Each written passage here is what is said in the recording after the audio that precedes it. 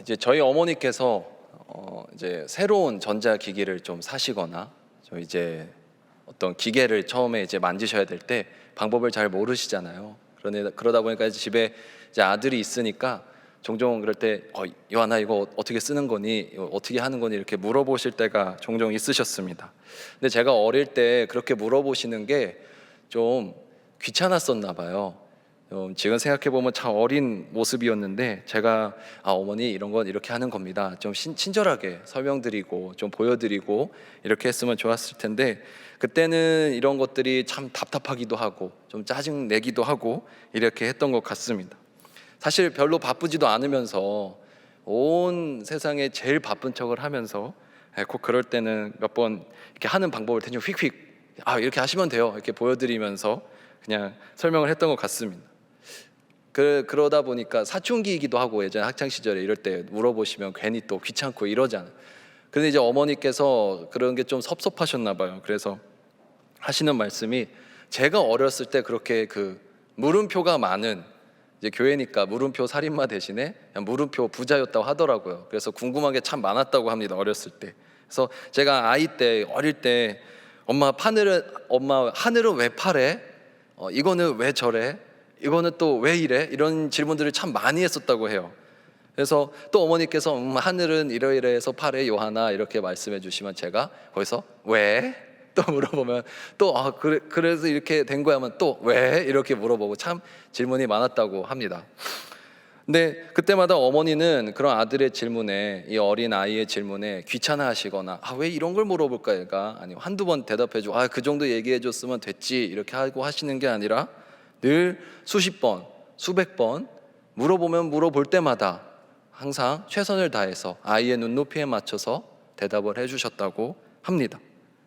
돌이켜보면은 제가 어렸을 때라 그런 순간들이 사실 제 기억 속에 이렇게 뚜렷하게 기억이 남지는 않지만 그런 시간들이 저를 자라게 했구나, 나를 성장시켜왔고 나의 생각들을 더 튼튼하게 다져주고 나의 어떤 사고력이나 말할 수 있는 부분들을 키워줬구나 하는 것들은 제 마음속에 이렇게 남아서 느껴지는 것 같습니다. 어머니의 사랑이 이렇게 느껴지는 것 같은데요. 여러분 그런 걸 하나 보면 참 사랑이란 그런 것이 아닐까 하는 생각이 들게 됩니다. 상대방에게 나의 눈높이를 맞춰주고 좀 낮은 사람에게는 내가 좀 나를 낮춰서 같이 눈을 맞춰주고 또 내가 먼저 많이 가고 있더라도 그 가던 길을 망설임 없이 뒤를 돌아서서 그 사람에게 달려가서 다시 그 사람과 걸어올 수 있는 그런 마음들. 그래서 나의 힘듦보다 나의 작은 어떤 어려움보다 그 사람의 아픔이 더 크게 보이는 그런 마음이 우리가 사랑이라고 말할 수 있지 않을까요? 그런데 오늘날 우리는 사실 삶을 살아가다 보면 참 이기적이고 나 중심적일 때가 많은 우리의 모습을 보게 되는 것 같습니다. 성경 말씀에도 내 눈 속의 티, 또 다른 사람 눈에 그런 들보, 이런 티와 들보 얘기가 나오잖아요. 근데 우리는 오히려 내 눈의 들보보다 다른 사람 눈에 있는 작은 티를 더 잘 보고 그것을 뭐라고 하기도 하고요. 또 성경 말씀에 보면 한쪽 뺨을 맞으면 다른 쪽 뺨을 돌려대라고 했지만 우리는 사실 누군가 나의 뺨을 때리는 또는 그와 비슷한 나에게 모욕을 주거나 나를 괴롭히면 한쪽 뺨만 돌려대는 게 아니라 가서 한쪽 뺨 때리고 양쪽 뺨 한 대 더 조금이라도 더 때리려고 하는 것이 우리의 모습이지 않은가요? 또 다른 사람이 얼만큼 유익을 누리는지에 대해서는 굉장히 별로 관심도 없고 저 사람 잘 되나 안 되나 뭐 이런 좋은 일이 있었다나 없었다나 그런 건 관심이 없더라도 나는 나의 삶에 조금의 손해만 보더라도 굉장히 그런 것을 민감하게 반응하고 잘 찾아내는 우리 중심적인 또 이기적인 모습을 많이 발견하게 되는 것 같습니다. 그런 것들이 사실 우리에게 매우 자연스러운 모습입니다. 우리는 태어날 때부터 그리고 지금도 여전히 이기적인 삶을 살아가고 있고 사실 앞으로도 우리의 본성은 이기적일 것입니다. 그렇지만 자연스럽다고 해서 그것이 편한 삶이라고 해서 항상 맞는 것은 아닌 것 같습니다. 우리가 신앙생활을 하고 예수 그리스도를 닮아가고자 하는 이유들 중에 하나가 우리 안에 있는 그런 이기적인 마음들 나만 바라보려고 하는 그런 시선들을 자꾸 다른 사람을 향하려고 하는 그런 마음과 의지가 있기 때문에 우리가 계속해서 기도를 하고 신앙생활을 하는 것이 아닐까요? 오늘 우리가 읽은 말씀에는 예수 그리스도의 마음이라는 단어가 나옵니다. 그런즉 이 마음을 품으라 곧 그리스도 예수의 마음이니. 오늘 5절 말씀에서 선포하고 있듯이 그 마음은 자신을 비워내는 희생과 봉사 그리고 겸손의 마음임을 우리는 다시 기억했으면 좋겠습니다. 빌립보서 2장 5절 말씀은 이렇게 말하고 있습니다. 너희 안에 이 마음을 품으라 곧 그리스도 예수의 마음이니.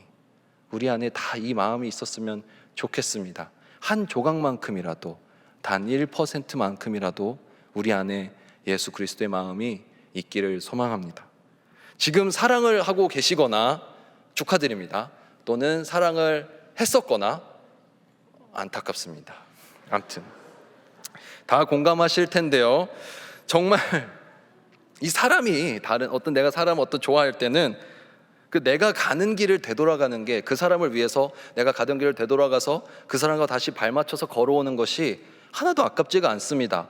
내가 저 사람보다 이만큼 앞서가고 있었는데 내가 다시 내 가던 길을 뒤돌아가서 돌아가는 게 아까운 마음이 하나도 들지 않더라고요. 제가 결혼하기 전에 아내랑 1000일 정도를 만났습니다. 정확히는 994일째 결혼을 했는데요. 그때 지난번에도 한번 나눴지만 제가 아내를 만나는 동안에 1년 넘게 매일 봤습니다. 그거 기억하시죠? 근데 1년 넘게 매일 보면서 매일 집에 데려다 줬습니다. 그래서 제 차로 아내 집에 데려다 주고 다시 제 집으로 돌아오는 그 길. 근데 저는 그 수백 번 왔다 갔다 하면서 나중에는 눈 감고도 가겠더라고요. 실제로 눈 감고 간 적은 없지만 너무 많이 왔다 갔다 하다 보니까 매일 가도 같은 그 길을 밤에 가기도 하고 새벽에 가기도 하고 낮에 가기도 했었으니까. 근데 그렇게 왔다 갔다 하면서 집에 돌아가는 길에 왜 맨날 나만 데려다 주지? 하는 생각을 제가 했었을까요? 한 번도 안 했던 것 같습니다. 그 길이 아깝지 않더라고요. 데려다 주면서 왜 나만 가? 왜 나만 데려다 주지?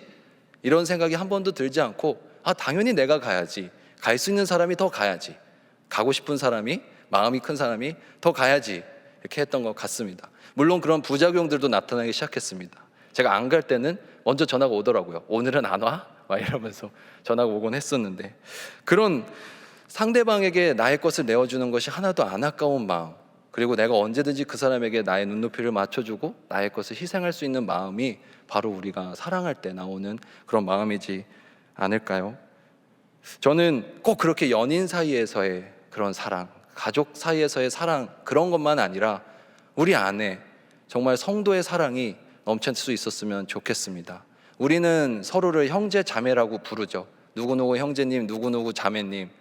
근데 그것은 호칭만 형제 자매가 되는 것이 아니라 우리가 실제로 영적인 가족 공동체로서 서로에게 나의 것을 내어줘도 아깝지 않은 그런 사랑을 할 수 있는 우리 사이에 그런 친밀하고 아름다운 관계가 됐으면 좋겠습니다. 우리 그런 따뜻한 공동체가 된다면 우리 삶이 조금은 더 따뜻해지고 행복해질 거라고 저는 생각을 합니다. 오늘 우리 말씀을 함께 나누면서 우리 안에 예수 그리스도의 마음이 조금이라도 채워지는 시간이 되기를 간절히 축복하고 소망합니다.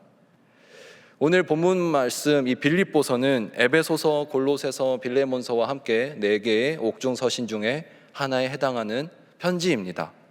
지금 이 편지는 감옥 안에서 쓰여졌습니다. 지금 우리가 생각하는 감옥보다도 훨씬 열악하고, 사실 갇히면 병에 걸려서 죽거나 위생적이지 못한 상황, 또는 굉장히 처우가 안 좋은 그런 상황 때문에 정신적인 고통이나 물리적인 고통, 굉장히 심한 곳이었습니다. 지금보다도 훨씬 열악하고 인간성에 대한 인간 생존권에 대한 보장이 전혀 되지 않는 그런 여건이었기 때문에. 그런데 그런 빌립보 성도들에게 보낸 그의 편지의 이런 글들을 보면 기쁨이라는 단어와 기뻐하다라는 동사가 매우 많이 반복해서 나오는 것을 볼 수가 있습니다. 빌립보 교회는 바울에게 매우 소중한 교인들이었습니다. 매우 자랑스럽고 고마운 성도들이었습니다. 왜냐하면 빌립보 교인들은 바울의 사역에 적극적으로 동참해줬고 아름다운 모습을 많이 보여주었기 때문입니다. 그래서 그는 자신과 함께 귀한 사역에 참여하고 있는 자신의 정말 소중한 이 빌립보 교인들에게 다음과 같이 권면하고 있는 것입니다. 예수 그리스도의 마음을 품으라고, 자신이 정말 소중하게 생각하고 있는 사람들에게 자신이 정말 중요하다고 생각하고 있는 당부를 하고 있습니다.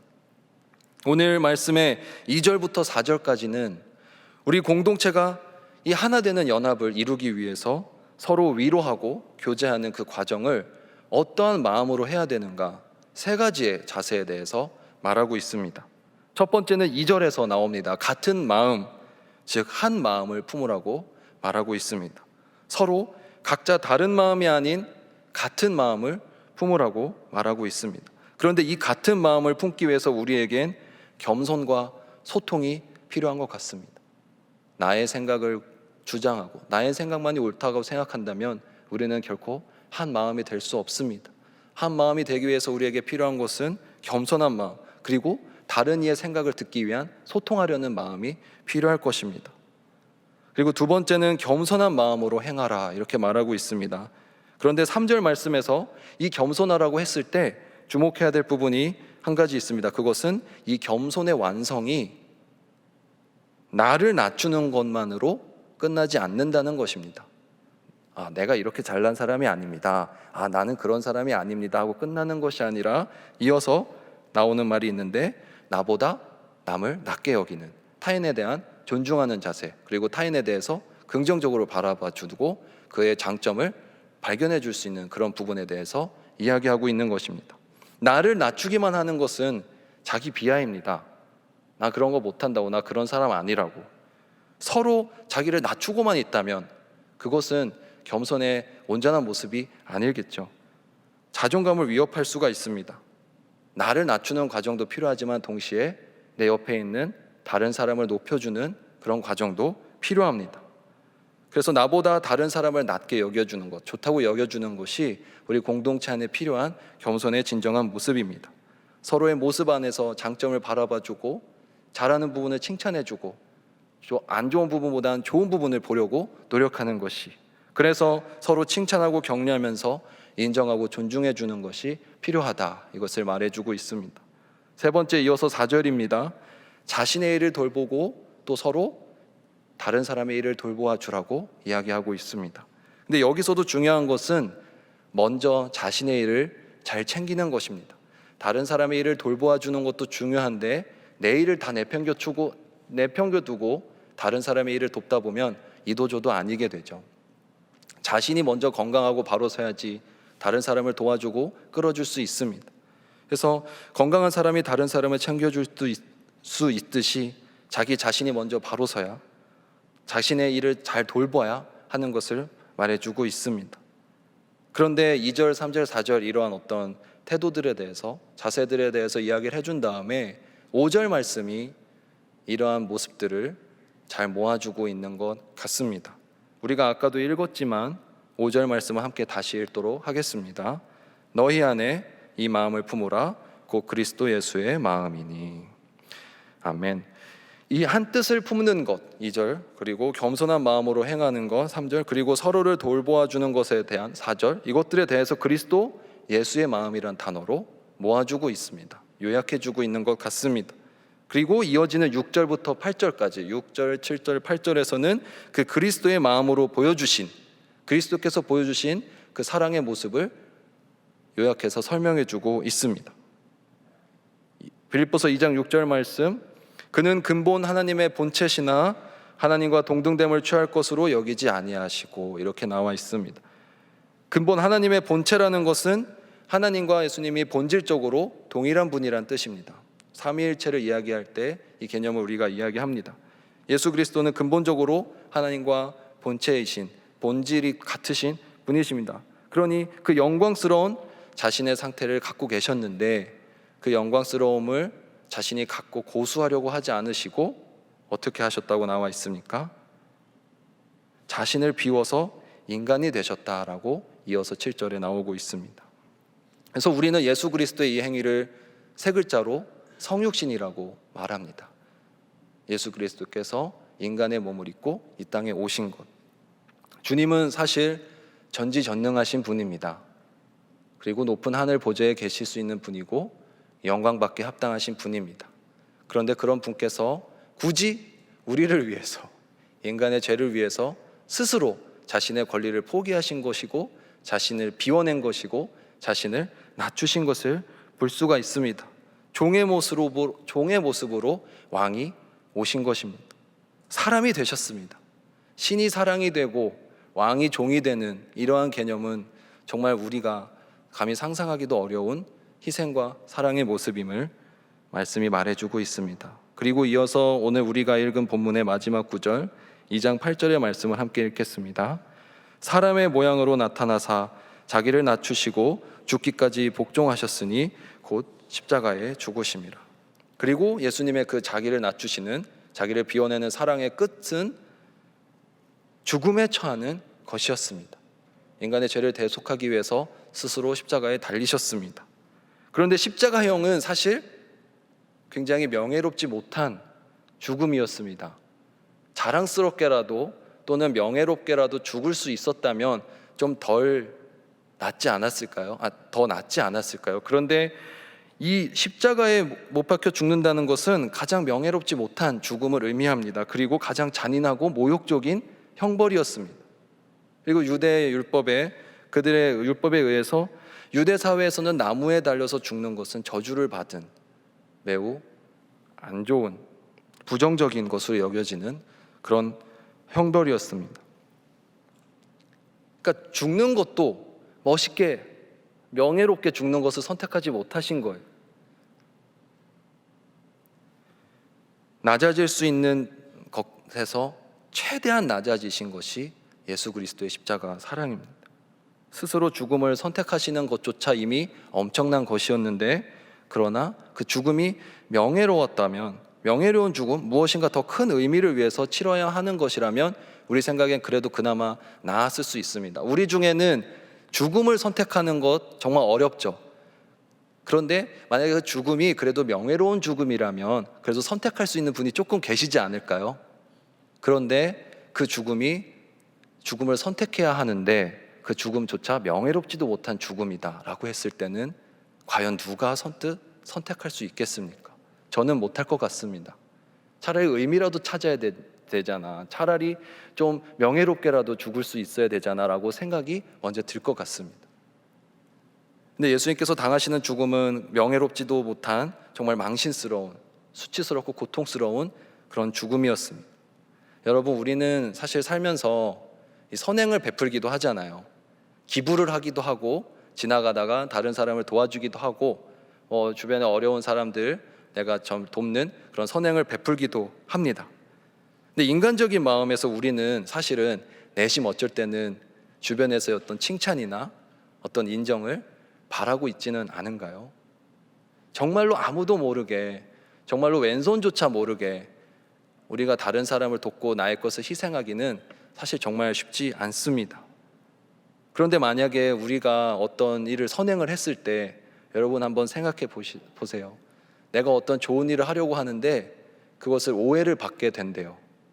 내가 그 좋은 일을 하게 되면 사람들은 나를 더 비난하게 되고 오히려 오해하게 되고 욕하게 된다고 한다면 과연 그 선한 일을 선택할 수 있는 분이 우리 중에 몇이나 되겠습니까? 좋은 일을 하려면 의미라도 발견할 수 있어야 되고, 좋은 일을 하게 되면 힘들더라도 칭찬이라도 받아야 될 텐데, 좋은 일을 했는데도 칭찬도 못 받고 인정도 못 받고 오히려 오해를 받는다면, 억울한 상황에 처해야 한다면 그것을 누가 할 수 있겠습니까? 예수님의 희생의 사랑은, 예수님의 자기를 비워내는 사랑은 정말 그런 사랑이었습니다. 정말 우리가 다시 생각하면 생각할수록 쉽게 할 수 없는 사랑이요, 엄청난 사랑인 것입니다. 오늘 이 그리스도의 마음을 그래서 다시 정리해 본다면 결국 자기 자신의 빛나는 것은 오히려 가리고, 자기 자신의 빛나는 것은 오히려 가리고 스스로 낮은 곳, 어려운 곳에 처하며 생명과 명예마저도 포기한 정말 진정한 희생 중의 희생의 사랑, 자기 비움의 사랑이었습니다. 그리고 이 자기 비움의 자세야말로 오늘날 세상과 우리를 구별짓는 마음이 아닐까 싶습니다. 세상은 오히려 자기를 채워내는 세상입니다. 그래서 저는 이렇게 정리하고 싶습니다. 세상은 자기 채움의 세상입니다. 그런데 그리스도의 자세는 자기 비움의 삶입니다. 여러분은 자기를 채워내는 삶을 살아가고 싶으십니까? 아니면 자기를 비워내는 삶을 살아가고 싶으십니까? 사실은 우리는 본능적으로 또 태어날 때부터 본성적으로 우리를 채우기 위해서 세팅이 되어 있는 사람들입니다. 이 가운데에서 자연스럽게 스스로를 비워내고 싶으신 분은 아무도 없을 것입니다. 그러나 우리는 자기를 비워내야만 합니다. 그것이 주님께서 보여주신 사랑의 모습이고 우리에게 원하시는 사랑의 모습이기 때문입니다. 여러분, 우리는 참 개인적인 시대를 살고 있습니다. 개인주의의 시대라고 해도 과언이 아닙니다. 그러나 우리 시대의 모습을 더 정확히 규정하는 말은 개인주의보다는 사실 이기주의가 아닐까요? 개인주의로 포장하기엔 너무 아름다운 세상인 것 같습니다. 우리의 세상은 사실 너무나도 이기적인 세상이죠. 이타적인 것은 찾아보기 힘든 이기적인 세상입니다. 그리고 그 이기적인 모습은 사실 교회 안에도 들어와 있지요. 우리 안에 또 우리 공동체가 정말 완전히 이기적이지 않다라고 누가 자신할 수 있을까요? 부끄럽지만 우리 안에는, 저와 여러분들 안에는, 그리고 액츠 1부, 액츠 2부, 액츠 5부, 브릿지 안에는 이기적인 모습들이 너무나도 많이 있을 것입니다. 시대가 그렇고 세상이 그렇고 심지어 교회 안에도 그렇습니다.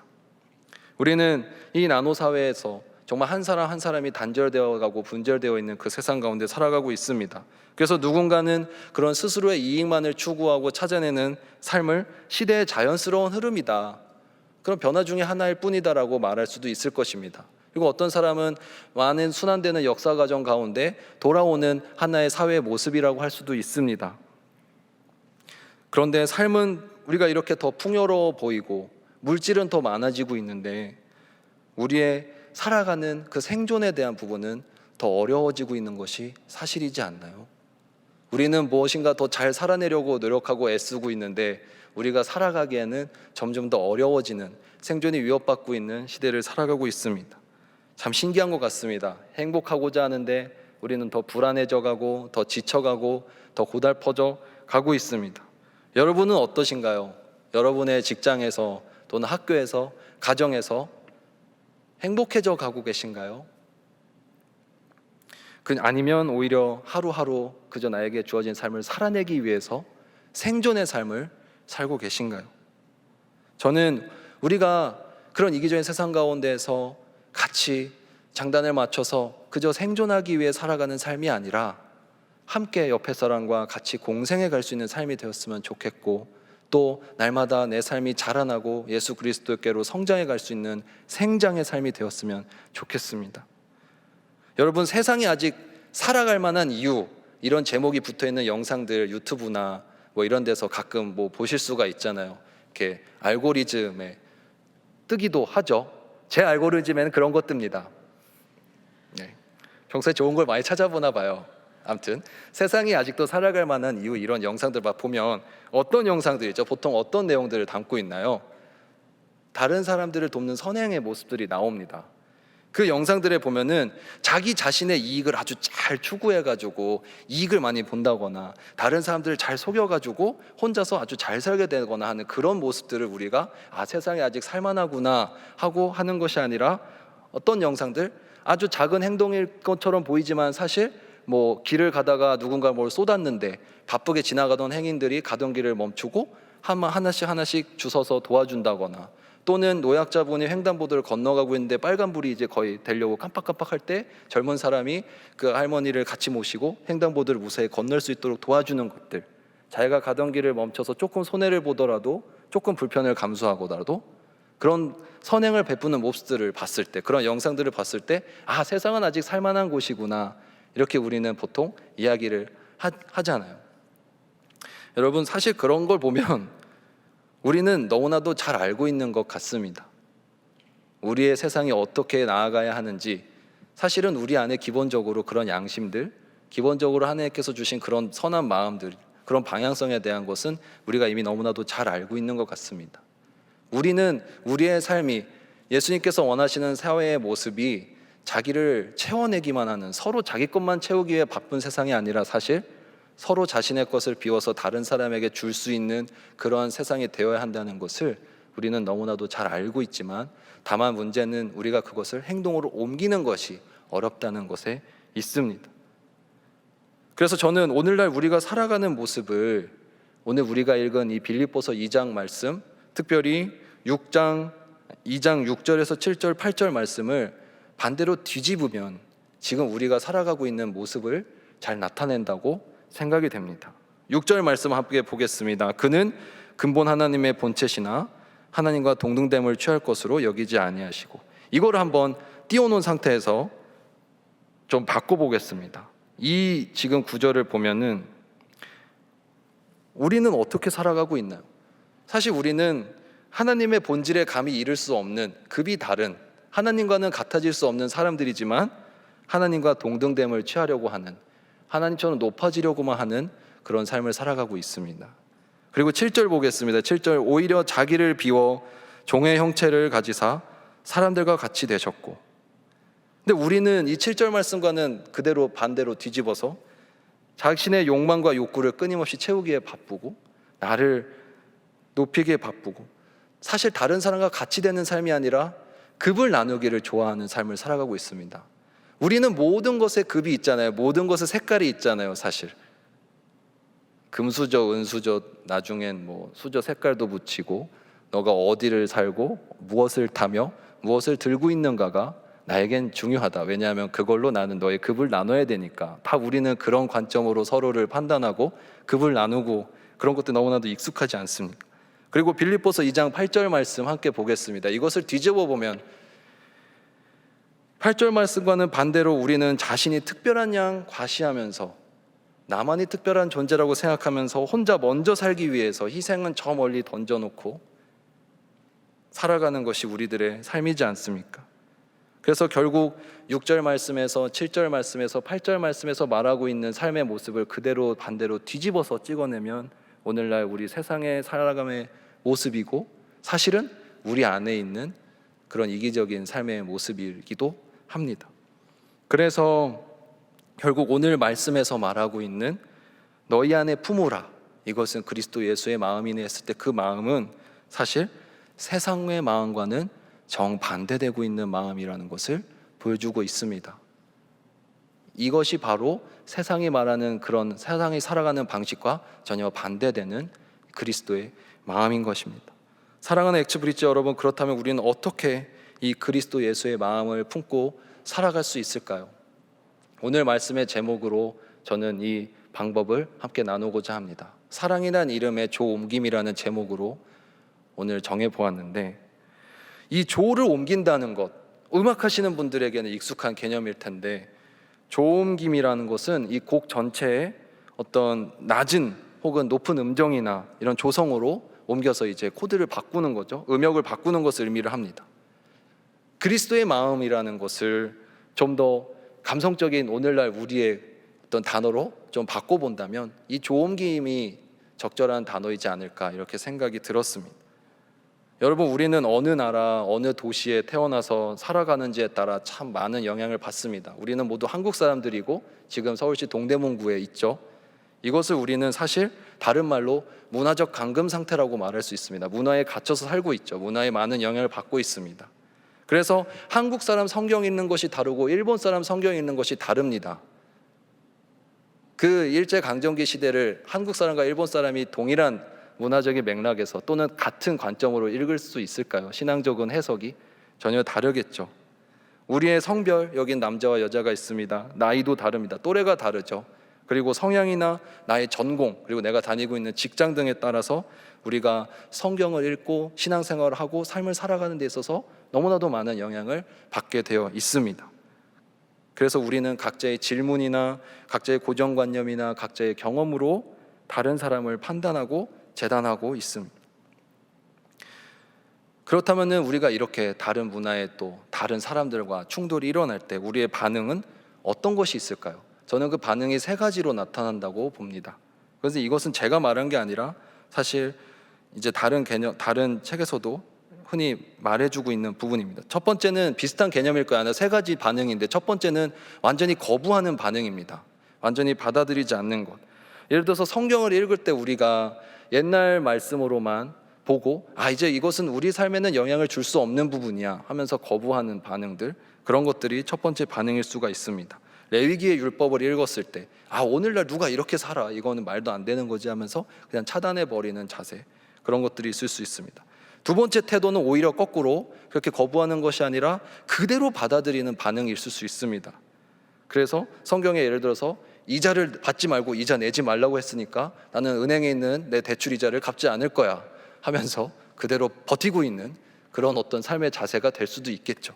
그런데 사실 이 첫 번째, 두 번째는 다 적절하지 못한 모습인 것 같습니다. 그래서 20세기를 대표하는 영성가이자 목사인 존 스토트는 이러한 그런 전적으로 무엇인가를 거부하거나 아니면 철저히 그걸 그대로 받아들이는 그런 것들이 대안이 될 수 없고, 이렇게 문화적으로 나의 삶을 이렇게 조를 옮기는 것이 필요하다. 신앙적으로 또 나의 삶 가운데 그런 조를 옮기는 것이 필요하다라고 제시합니다.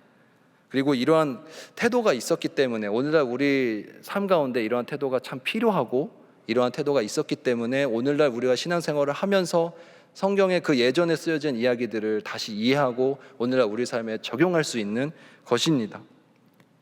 우리나 이제 성경에서 나오는 것들 있지 않습니까? 노예제도나 성경에 나오는 그런 개념들, 노예제도나 남성 우월적인 부분들, 표현들, 사실 우리는 이제 그런 것들을 인정하지 않죠. 왜냐하면 그런 것들은 그 시대의 영향을 받은 문화적인 배경에 갇혀 있는 것들이고, 성경에서 더 말하고 있는 본질은 하나님은 모든 인류를 사랑하시고 또 만인은 평등하다라는 그런 개념들을 우리가 붙잡고 있기 때문이지 않습니까?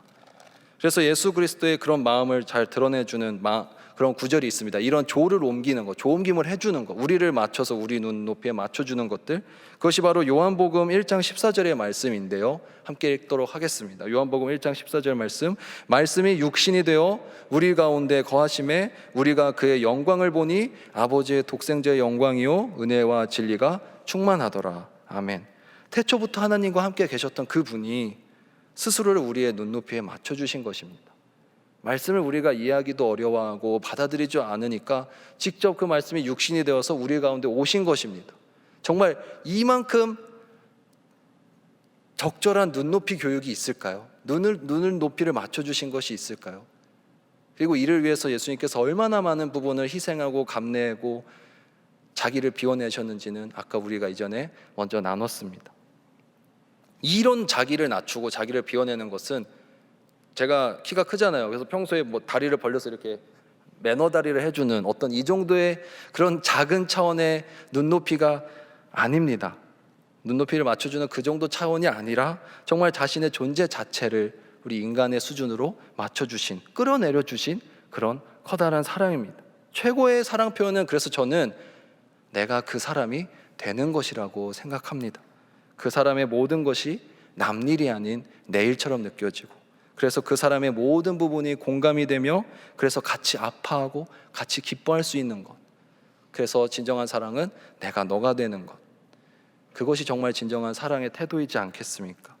그래서 우리는 이 조옮김에 대해서, 예수 그리스도의 마음이 조옮김의 마음이라면 우리 삶에는 세 가지의 조옮김의 태도가 필요한 것 같습니다. 첫 번째 조옮김은 말씀의 조옮김이라는 것입니다.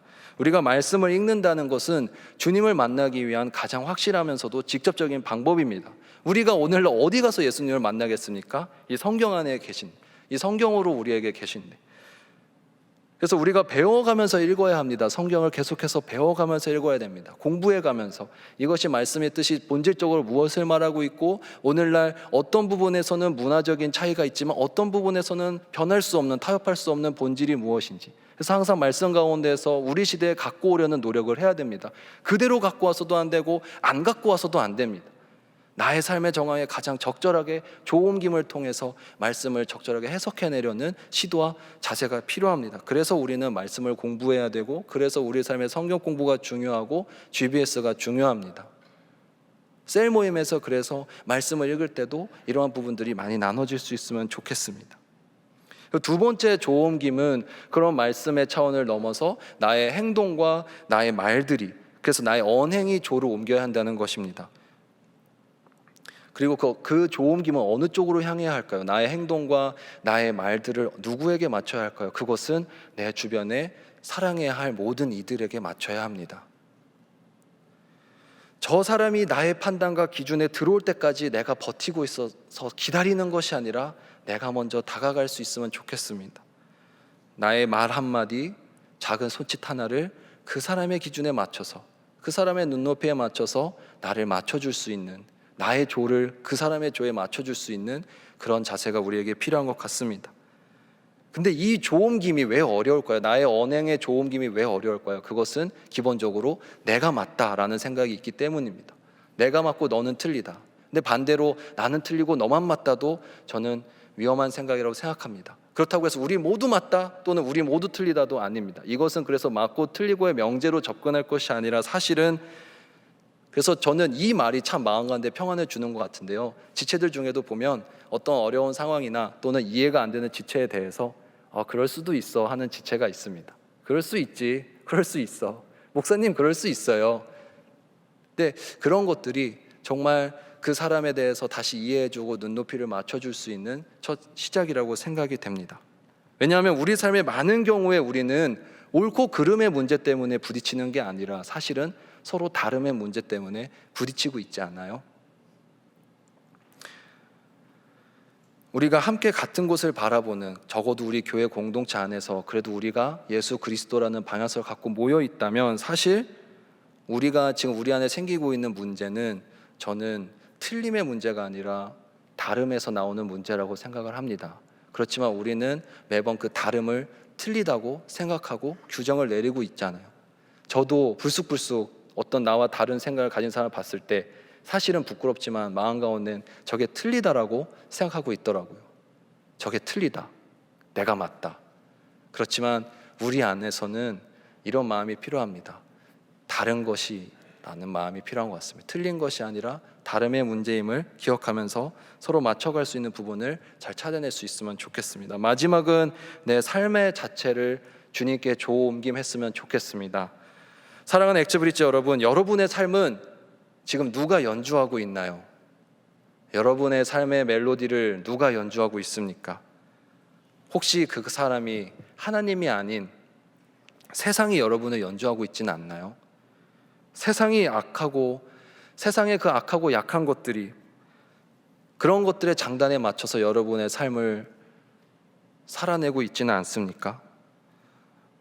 우리 삶의 멜로디가 그런 세상에 의해서 연주되는 것이 아니라 저와 여러분이 하나님에 의해서 연주되는 삶이 되기를 소망합니다. 우리 삶의 악한 부분들, 어두운 부분들의 조에서 이제는 하나님의 그런 영역으로 우리의 조옮김이 이루어질 수 있기를 소망합니다. 내 삶의 주인을 예수 그리스도에게로 맞출 수 있기를 소망합니다. 우리는 사실 삼중의 포로 상태입니다. 하나는 육체라는 포로, 늙고 병들 수밖에 없는 육체 안에 갇혀 있습니다. 그리고 두 번째는 시간과 공간이라는 곳의 포로 상태입니다. 어느 곳을 바로 가거나 시간을 되돌릴 수도 없죠. 그리고 세 번째는 이 문화라는 영역 안에 포로 상태에 갇혀 있습니다. 그러나 그런 삼중의 포로 상태에 갇혀 있지만, 그렇지만 우리 마음이 예수 그리스도에게로 조를 옮기는 데 있어서는 그 무엇도, 어떠한 것도 우리를 포로 상태에 둘 수 없습니다. 그 어떤 것도 우리를 제약할 수 없습니다. 왜냐하면 예수 그리스도의 그 능력이, 예수 그리스도의 그 사랑이 그 모든 제약보다 크기 때문입니다. 그래서 우리 안에 우리를 가두고 있는, 우리를 제약하는 모든 것들에서 벗어나서 우리 삶의 주인을 예수 그리스도에게로 다시 모실 수 있으면 좋겠습니다. 그리고 이를 위해서는 우리에게 가장 필요한 것, 처음에 나눴던 것, 바로 자신을 비워내는 과정이 필요합니다. 예수님께서 우리 마음에 늘 찾아오고 싶어 하고 계십니다. 지금도 우리 여러분의 마음을, 저와 여러분의 마음을 두드리시면서 문 밖에 서서 기다리고 계신데, 사실 우리 방 안은 너무나도 난잡하고 뭐가 꽉 차가지고 예수님께서 오셨다가 내 자리가 진짜 없구나 하면서 앉지 못하고 있는 것들, 예수님께서 먼저 자기 비움의 모범을 보여주셨습니다. 그리고 우리 또한 자기를 비워낼 수 있으면 좋겠습니다. 내 자리를 예수 그리스도께서 앉으실 수 있는 자리로 마련하고 내 삶의 주인을 예수 그리스도께로 모시려는 그런 기도와 간구와 삶의 방향성이 우리 삶에 가득 넘쳐날 수 있기를 축복합니다. 여러분, 자기를 비워내는 것은 사실 쉬운 삶의 방향은 아닙니다. 그러나 우리는 해야만 하는 방향입니다. 오늘부터 또 한 주간을 살아가실 때 내 마음 가운데 자기를 비워낼 수 있는 그리스도의 마음을 달라고 기도했으면 좋겠습니다. 그리고 비워낼 때 서로 비워내는 그 공동체 안에 하나님께서 채워주시는 역사가 반드시 있을 줄로 믿습니다. 한 주간 내 안에 다른 세상의 것들을 많이 비워내고 하나님의 것으로 예수 그리스도의 마음으로 채우실 수 있는 한 주가 되기를 간절히 소망하고 축복합니다. 기도하시겠습니다. 사랑의 하나님 아버지, 예수 그리스도의 마음을 본받고자 소망합니다. 주님은 우리를 위해 낮고 낮은 땅에 오셨는데 우리는 계속해서 나의 삶의 부족한 부분들을 채워내기만 하려고 하고 낮아지기보다는 높아지려고만 하는 나의 마음을 보게 됩니다. 하나님 아버지, 내 안에 모든 이기적인 부분들, 나만 생각하는 부분들을 내려놓게 하시고 예수 그리스도의 겸손한 마음으로 채워 주시옵소서. 주님, 한 주간 삶을 살아가면서 다른 사람을 나보다 낮게 여기고 그 사람의 필요한 부분을 위해 중보하며 나의 부분들을 내어놓을 수 있는 희생과 겸손의 삶, 그리고 사랑의 삶을 살아가길 소망합니다. 이를 위해서 우리 안에는 사랑이 없음을 고백합니다. 주님께서 채워 주시옵소서. 주님, 나의 마음을 비워드립니다. 주님께 비워드립니다. 주님께서 나의 마음 가운데 그리스도의 마음을 채워 주시옵소서. 이 모든 말씀 예수 그리스도 이름으로 기도드립니다. 아멘.